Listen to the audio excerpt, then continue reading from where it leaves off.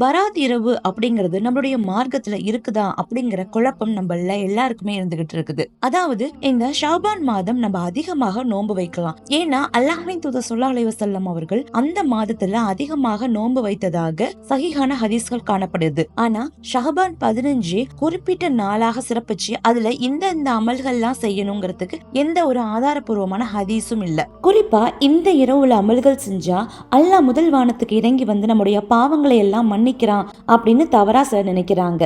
ஆனா அல்லாஹ் எல்லா இரவுகளிலும் 1/3 இரவு முடிஞ்சதுக்கு அப்புறமா அல்லாஹ் முதல் வானத்துக்கு இறங்கி வந்து யார் பாவ மன்னிப்பு கேட்கிறாங்களோ அவங்களுடைய பாவங்களை எல்லாம் மன்னிக்கிறேன்னு சொல்றான். இந்த இரவுல நம்ம அமல்கள் செய்யறது தப்பு இல்லை.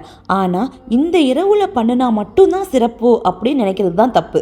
அதனால குறிப்பிட்ட இந்த நாளுக்குன்னு சிறப்பு தொழுகை, நோன்பு வைக்கிறது, மகரிப்புக்கு பிறகு 3 யாசின் ஓதுறது, இந்த மாதிரியான எந்த ஒரு காரியங்களும் நம்மளுடைய அல்லாஹ்வின் தூதர் ஸல்லல்லாஹு அலைஹி வஸல்லம் அவங்க நமக்கு காட்டித்தரல. அதுக்கான எந்த ஒரு ஆதாரபூர்வமான ஹதீஸ்களும் கிடையாது. ஸோ அதனால நம்மளுடைய மார்க்கத்தில் இல்லாத ஒன்றை அதில் ஒருவர் உருவாக்குகிறாரோ அது ரத்து செய்யப்படும் என்று நபி ஸல்லல்லாஹு அலைஹி வஸல்லம் அவர்கள் கூறினார்கள். ஸோ அதனால நம்மளுடைய மார்க்கத்தில் இல்லாத இந்த பராத் இரவு அப்படிங்கிறது நம்ம பின்பற்றணும் அப்படின்னாக்கா அது பிதத்தாகும். மேலும் அல்லாஹ்வின் தூதர் ஸல்லல்லாஹு அலைஹி வஸல்லம் அவர்களும் நமக்கு காட்டித்தராத எந்த ஒரு வழிமுறைகளையும் நம்ம பின்பற்றணுங்கிற கட்டாயம் கிடையாது.